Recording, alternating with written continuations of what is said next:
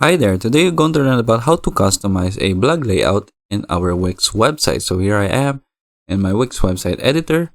So from here, we'll click on the pages and menu, and then we'll click on blog pages. So if you don't have this option yet, you can click on add page, and then from here, you can click on blog, and then you will add this to the website. And then since we already have the blog pages, we'll just click on this, and then we will click on the blog page. Then once it has loaded, we can just click on the actual layer. So let's just click on section blog, and then let's click on here. When we see this, we can click on settings. Then from here, we have the layout. Then from here, we can edit the look of our blog layout. So for example, we want this one.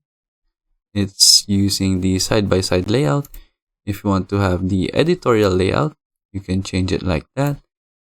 If you want the tile layout, you can do it as well. For the magazine, for full post, so full post looks like this, and then one column looks like this one. Then from here, you can change some different options as well, depending on the layouts. For example, for editorial, you can choose if the image is in crop or fit. You can also change the text alignment if you want it to be centered, or to the right, or to the left. If you want to change the cards per row, you can do it as well. If you want to have a set post per row, you can change it like that. So it depends on your preference. And then if you want it fit to screen, we can have this one. You can also change the post size. You can also add some margins. And then spacing between posts, you can edit it as well. And you can choose if the height adjustment is automatic or manual. You can see it here.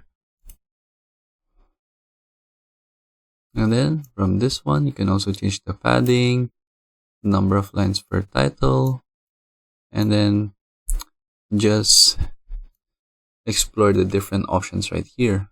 But if you will choose another layout, you also have custom settings right here. So we'll just need to adjust them to your liking, and then choose a layout that you want before customizing them. So that's it for this video. I hope you learned how to customize a blog layout, and thank you for watching.